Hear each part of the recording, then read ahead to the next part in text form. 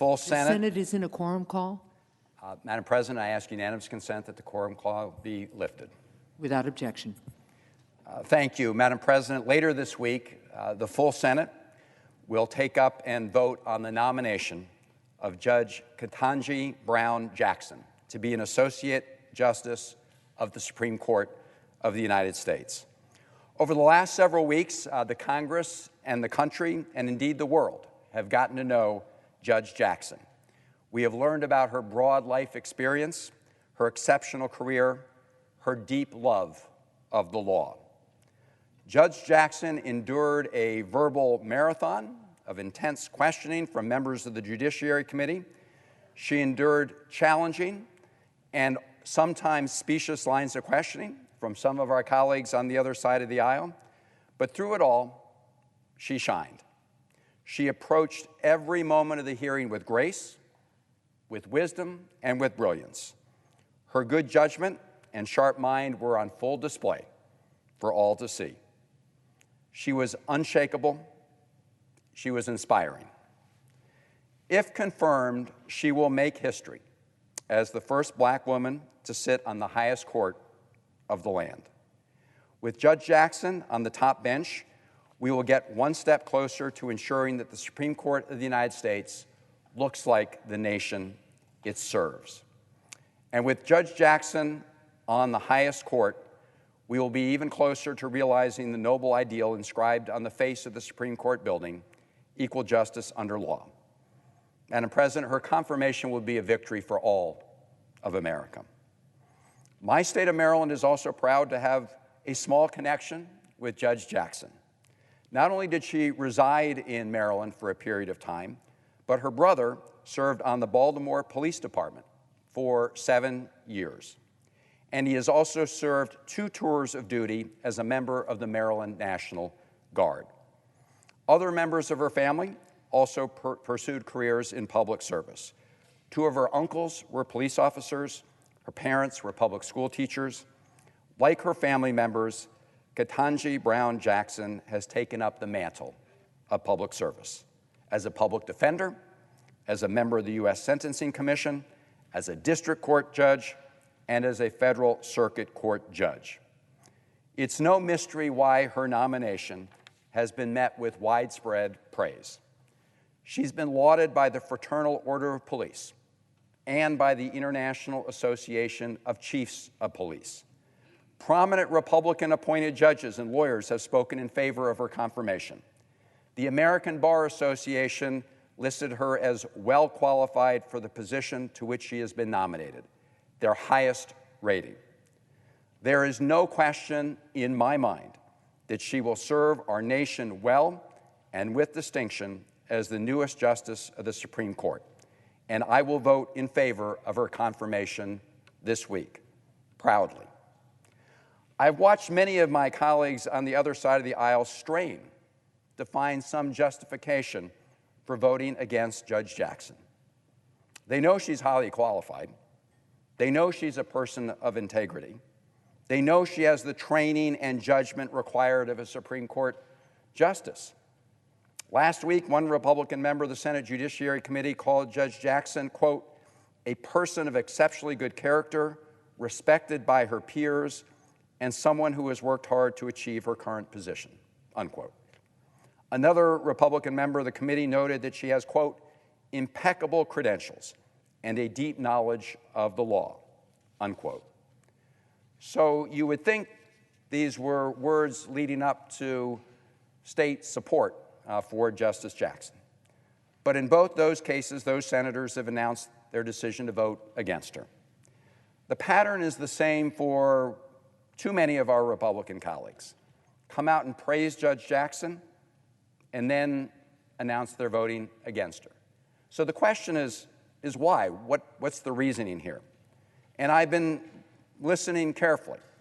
Many of our colleagues tie their opposition to what they've called her, quote, judicial philosophy. They say Judge Jackson will push her own political ideology at the expense of the law. They say she's going to be an activist instead of a judge. They say she will create new rights from the Constitution out of whole cloth. In fact, that was a quote from my colleague, the senior senator from Texas, who took to the floor last week opposing Judge Jackson confirmation. When my friend from Texas made that statement, I happened to be sitting where the presiding officer is right now, is presiding over the Senate, and I listened very closely to his arguments and others that were made along similar lines. And none of the claims that I have heard hold water when you look at the facts. Because here's what Judge Jackson herself said during her confirmation hearing when asked about judicial restraint. Quote, "I am acutely aware that as a judge in our system, I have limited power, and I'm trying in every case to stay in my lane," unquote. This is not just a hollow promise. Judge Jackson has explained to this Senate her clear methodology for ruling on cases to ensure that she stays in her lane. The methodology is simple. Step one, start from a position of neutrality. We've all seen the scales of justice. We want them to be evenly balanced. Everybody who walks into a court should get a fair shot. That's step one. Step two, evaluate all of the facts from various perspectives. Step three, apply the law to those facts. That's it. She was clear. That's how she makes decisions. That's how she rules from the bench. So what about the Constitution itself, that great document? What about this notion that she would be a runaway justice, creating new rights from the Constitution out of whole cloth, to use the language expression of some of my colleagues? That too is just plain wrong. Here's Judge Jackson again. She said, quote, "I believe that the Constitution is fixed in its meaning. I believe it's appropriate to look at the original intent, original public meaning of the words when one is trying to assess, because again, that's a limitation on my authority to import my own policy," unquote. Madam President, Judge Jackson understands the boundaries of her authority as a judge. She has stayed within those boundaries for over a decade on the federal bench. So enough of the spurious arguments that she's going to be an activist on the court. Her method is clear, it's fair, it's balanced, and honest. And I'm confident that her rulings will be clear, fair, balanced, and honest. And let's not forget this. There are certain rights that most Americans would acknowledge are central to our nation's traditions and values, but are not specifically and expressly enumerated in the Constitution, not each and every one with its own sentence. I have a short list here. The right to travel, the right to vote, the right to privacy, the right to marry. None of these rights are explicitly, expressly referenced in the text of the Constitution. But all of them have been derived by a close analysis of the letter and spirit of our Constitution and laws. These are rights we all embrace. These are rights the American people don't want elected officials to be able to take away from them.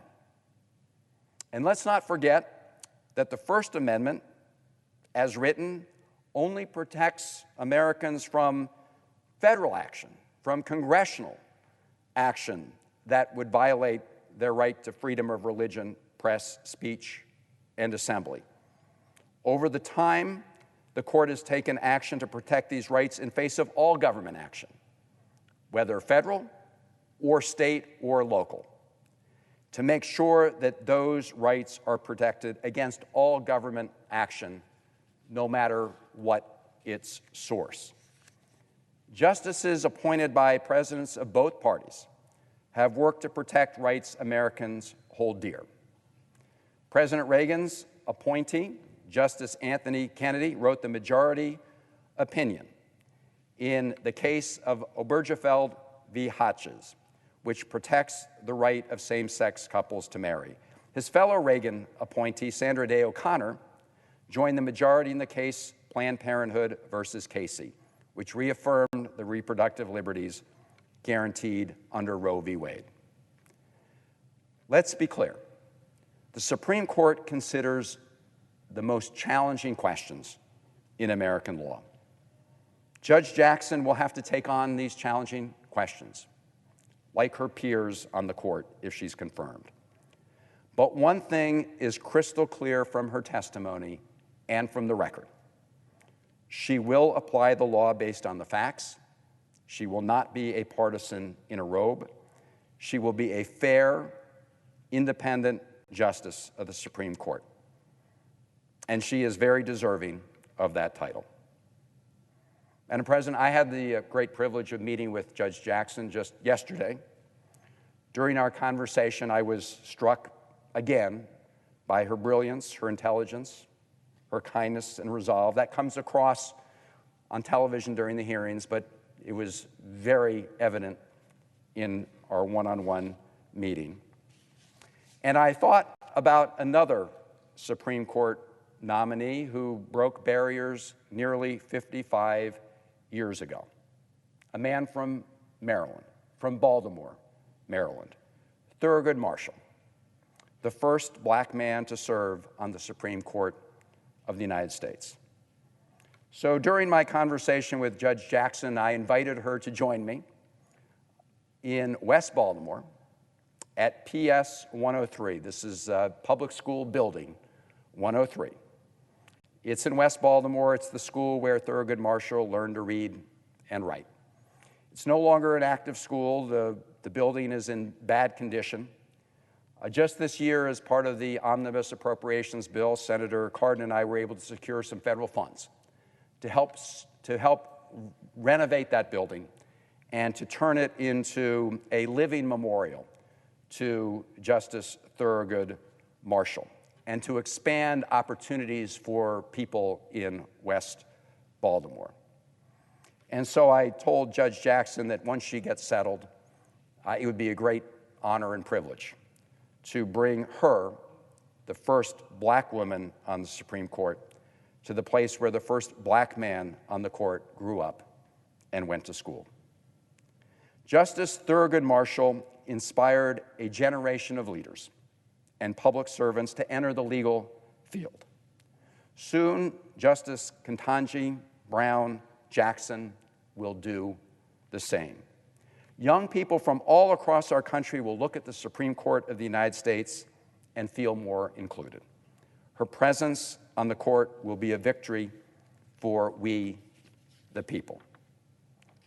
In 1978, Justice Thurgood Marshall said to a group of university graduates, I quote, "This is your democracy. Make it, protect it, pass it on." Madam President, I'm deeply honored to work alongside my colleagues in the Senate to advance that vision as we all strive to form a more perfect union. And there is no doubt in my mind, no doubt at all, that elevating Judge Jackson to Justice Jackson will make our union a little more perfect. I yield the floor.